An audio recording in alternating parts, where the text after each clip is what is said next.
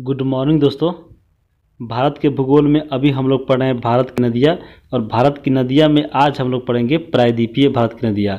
इससे पहले जो हम लोगों ने नदियाँ के बारे में पढ़ी थी वो थी हिमालय नदी, और हिमालय नदी से जितने भी नदियाँ निकल रही थी उन सबको हम लोग डिटेल के साथ देख लिए थे और मैप के साथ। तो आज हम लोग देखेंगे आपके प्रायद्वीपीय भारत की जितनी भी नदियाँ हैं, चाहे वो अरब सागर में गिरती है या बंगाल की खाड़ी में, उन सबको मैप के साथ हम लोग देखेंगे एक एक करके इनको डिटेल में।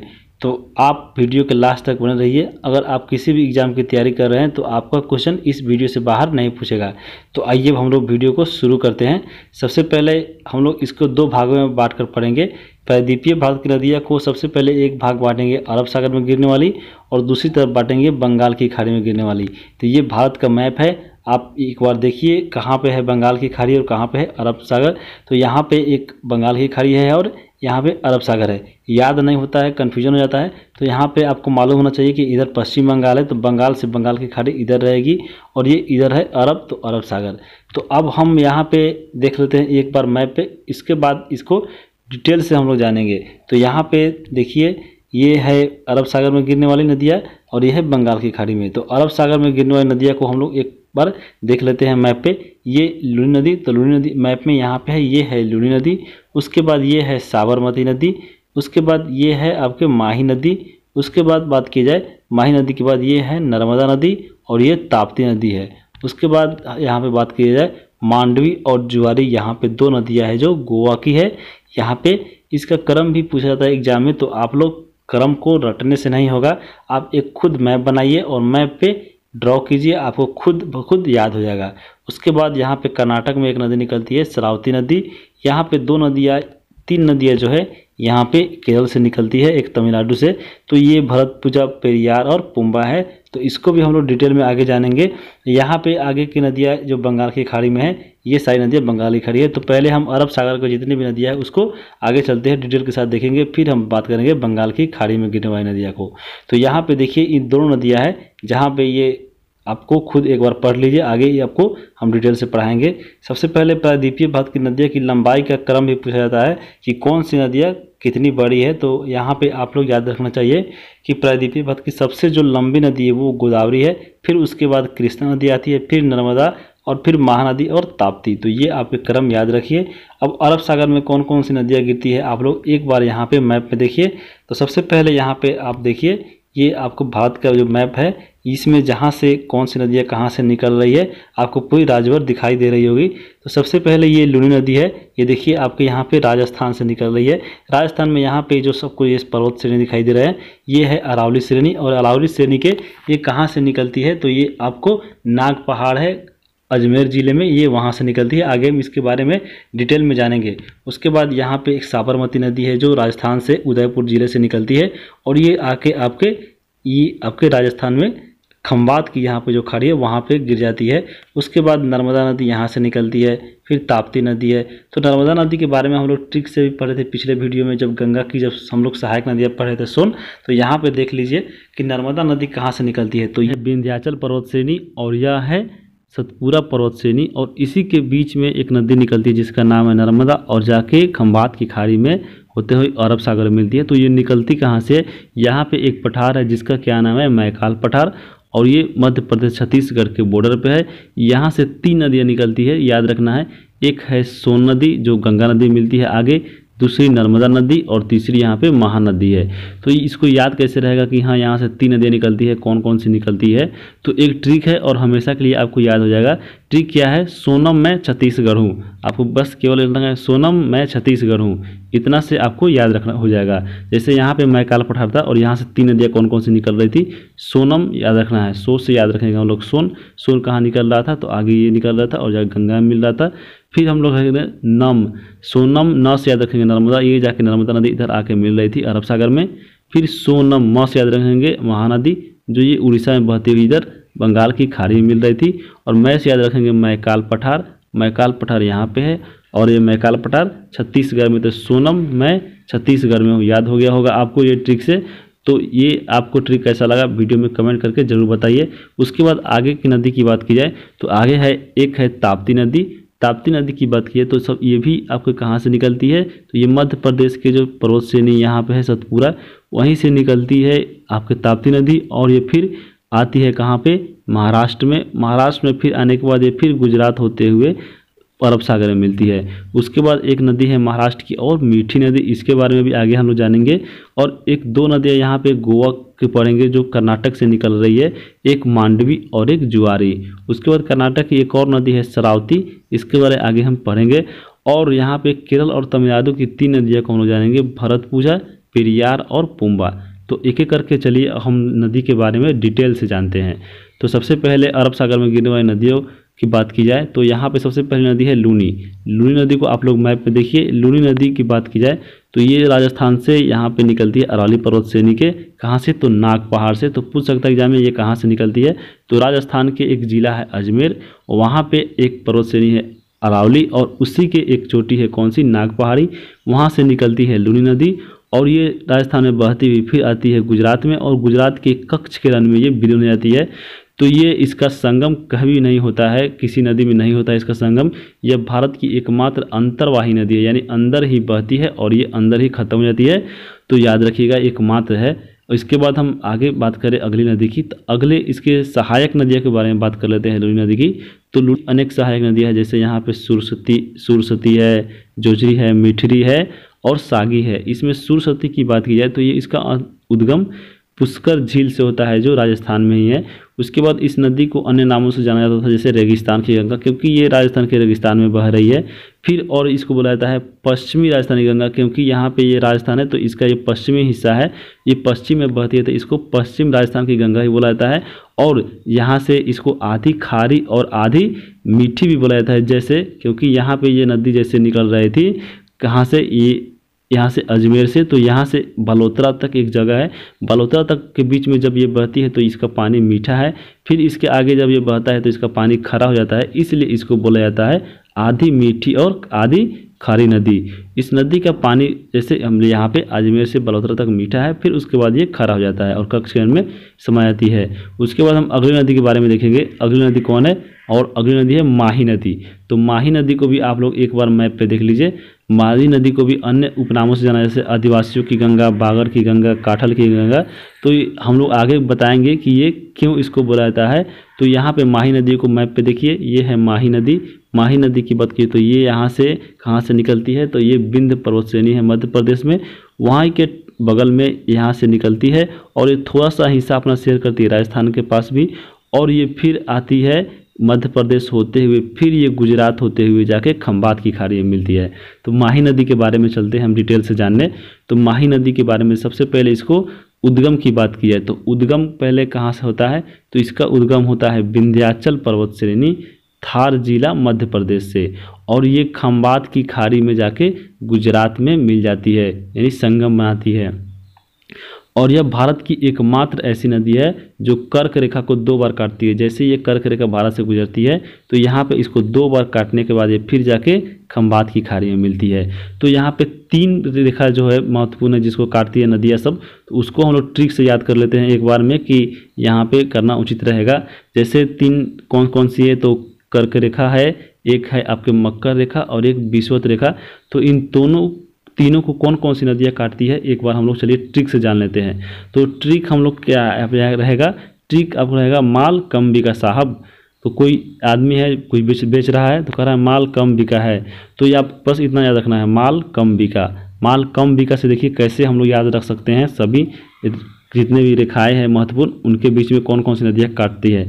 तो माल से हम लोग सबसे पहले देखेंगे, माल में सबसे पहले माल से कौन देखेंगे, म से मकर रेखा और ल से लिम्पोपो। तो मकर रेखा को लिम्पोपो नदी 2 बार काटती है। फिर हम इसमें कम की बात की जाए, माल कम, तो क से आता है कर्क रेखा और फिर म से आता है माही नदी जो भारत में है। तो ये कर्क रेखा को माही नदी 2 बार काटती है। फिर है बिका, बिका से यहाँ पे याद रखेंगे विषुवत रेखा और क से कांगो नदी, यानी विषुवत रेखा को कांगो नदी 2 बार काटती है। तो बस याद रखना है, कोई सामान कुछ बेच रहा है तो कहें माल कम बिका साहब, बस इतना याद रखना है तो याद हो जाएगा, आपको कन्फ्यूजन नहीं रहेगा। उसके बाद हम बात करें आगे इस नदी के बारे में। तो इस नदी के किनारे आपको आदिवासियों का सबसे बड़ा मेला लगता है, जिसका कौन सा मेला का नाम क्या है, तो वो है बालेश्वर मेला या बानेश्वर मेला ये बोला जाता है। और ये कहाँ पे लगता है, तो ये आपके 3 नदियों का जो संगम है यहीं पे जैसे माही नदी इधर से आ रही थी और फिर एक आती है सोम नदी और फिर एक जोखम नदी। ये तीनों नदियों का जो संगम है वहीं पे लगता है बालेश्वर। और यहीं पे ये इसको जो मेला लगता है यहाँ पे बालेश्वर को मेले को आदिवासियों का कुंभ कहा जाता है, क्योंकि आदिवासियों का सबसे बड़ा मेला है। तो आदिवासियों को मेला लगने के कारण ही इसे क्या बोला जाता है, माही नदी को क्या बोला जाता है, बागर की गंगा, काठल की गंगा और आदिवासियों की गंगा जैसे उपनामों से इसे जाना जाता है। आगे हम लोग बात करेंगे साबरमती नदी के बारे में। तो साबरमती नदी की मैप पे देखिए कहाँ पे है, ये है साबरमती नदी। कहाँ से निकल रही है, तो राजस्थान के उदयपुर जिला यहाँ पे है, वहाँ से निकलकर ये आती है गुजरात में और फिर ये प्रवेश कर जाती है खंबात की खाड़ी में, अरब सागर में मिल जाती है। तो इसका हम उद्गम स्थल देख लेते हैं। उद्गम कहाँ है, राजस्थान के उदयपुर जिला है और वहाँ पे एक पहाड़ी है जिसका नाम है मेवाड़ पहाड़ी और यहीं से निकलती है और ये खंबात की खाड़ी में जाकर गुजरात में संगम बनाती है। उसके बाद इसकी बात की जाए, अहमदाबाद और गांधीनगर प्रमुख जो शहर है इसी नदी के किनारे है, याद रखिएगा, साबरमती नदी के किनारे दो शहर गांधीनगर और अहमदाबाद। उसके बाद साबरमती नदी के किनारे ही साबरमती आश्रम का निर्माण गांधी जी ने करवाया था। आप लोग हिस्ट्री के तहत पढ़े होंगे। आगे इसके बारे में अगर और देखा जाए तो इस नदिया को पढ़ लिए। अब हम चलते हैं आगे ताप्ती नदी की ओर। ताप्ती नदी को भी एक बार आप लोग मैप में देखिए कि ताप्ती नदी कहाँ से निकलती है। तो ये है ताप्ती नदी और ताप्ती नदी कहाँ से निकल रही है, ये मध्य प्रदेश के यहाँ पे एक पर्वतश्रेणी है सतपुरा, यहीं से निकलकर फिर आती है, जैसे ये महाराष्ट्र में बहती है और गुजरात में बहती हुई फिर ये अरब सागर में जाती है। तो तब ताप्ती नदी के बारे में भी हम बात कर सकते हैं। यहाँ पे देखिए सतपुरा पर्वत श्रृंखला से ये निकलती है और ये कहाँ पे है, तो मध्य प्रदेश के एक जिला है बैतूल, वहीं से कौन सी नदी निकलती है, ताप्ती। और यहाँ पे ताप्ती नदी आगे बहती हुई फिर मिल जाती है, कहाँ पे संगम बनाती है, तो ये भ्रंश घाटी से बहती हुई अरब सागर में बहती है। तो भ्रंश घाटी क्या है, तो भ्रंश घाटी से दो नदियाँ बहती है, आपको याद रखना है, एक नर्मदा और एक जो है वो ताप्ती।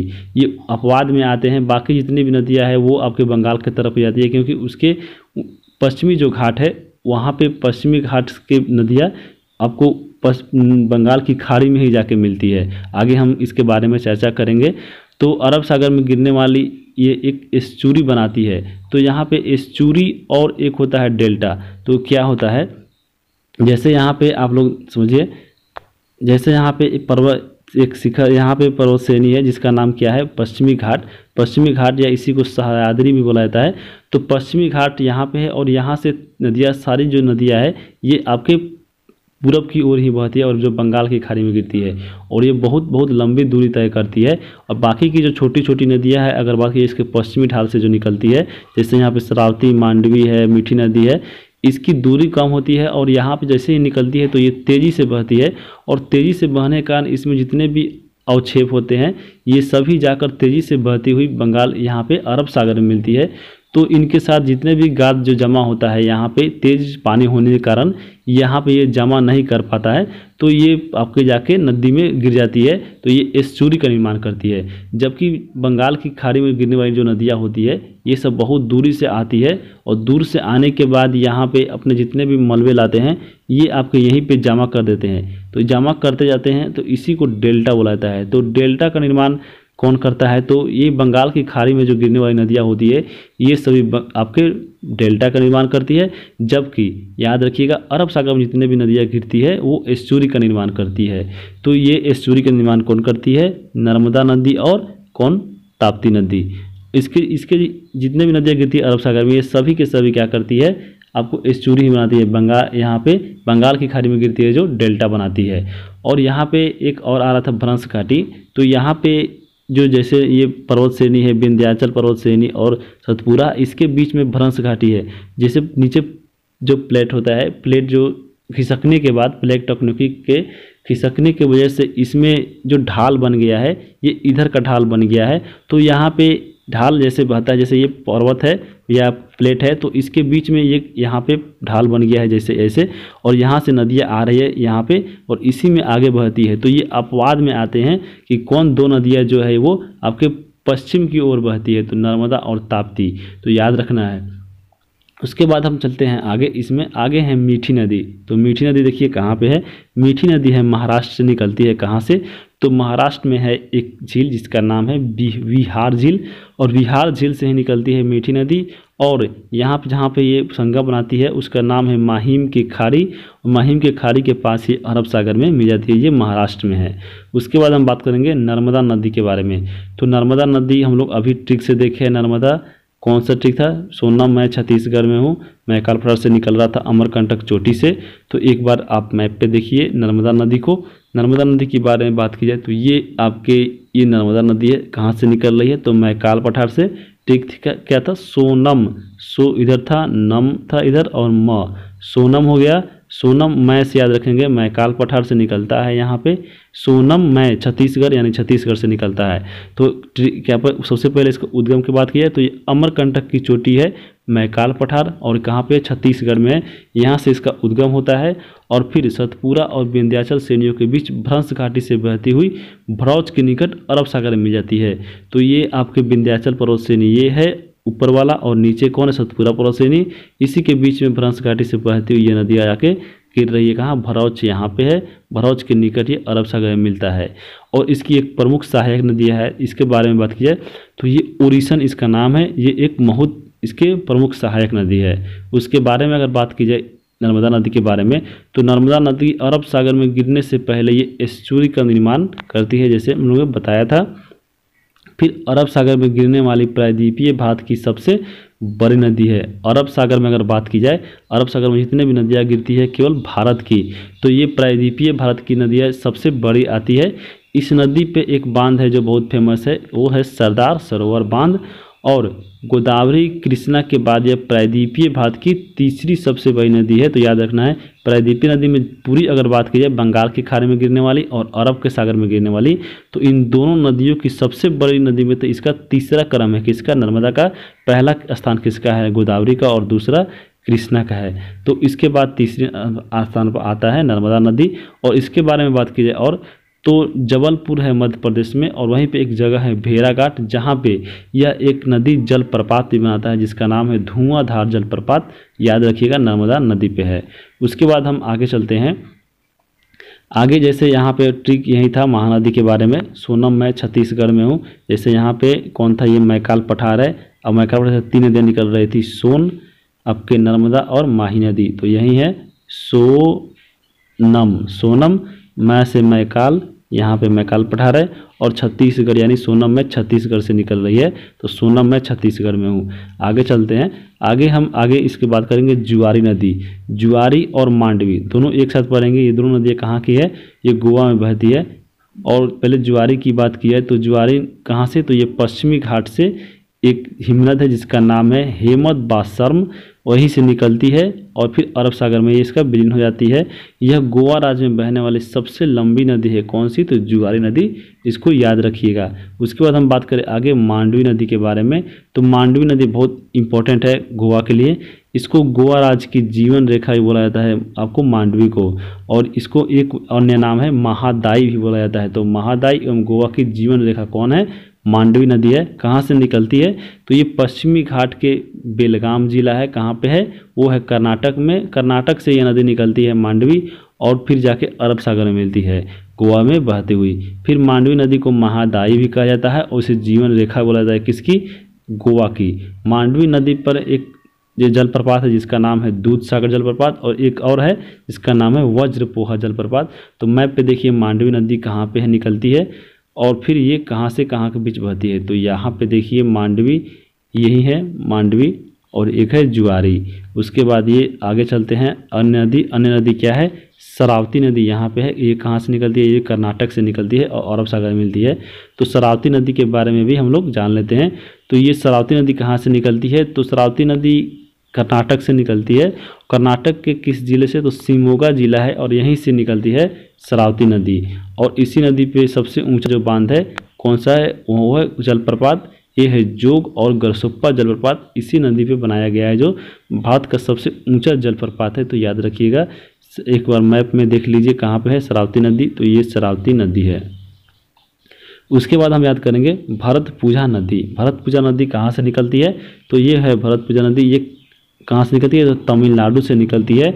और तमिलनाडु की एक पहाड़ी है जिसका नाम है अन्नामलाई पहाड़ी। अन्नामलाई की पहाड़ी से ही निकलती है भरतपुझा नदी। और इसके संगम की बात की जाए तो संगम यहाँ पे एक जगह है पुनानी नामक स्थान के पास, जहाँ पे ये संगम बनाती है। एक जगह है पुनानी और यहीं पे ये अरब सागर में अपना संगम बनाती है।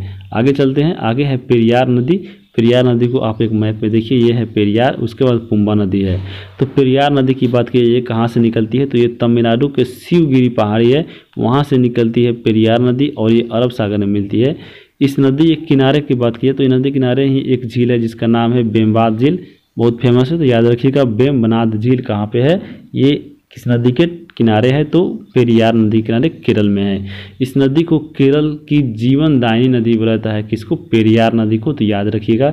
उसके बाद केरल का जो प्रसिद्ध सबरीमाला मंदिर है वो इसी नदी के तट पर, तो याद रखिएगा पेरियार नदी के तट पर कौन सा मंदिर है, सबरीमाला मंदिर, जो अभी हाल फिलहाल में बहुत ही चर्चा में था।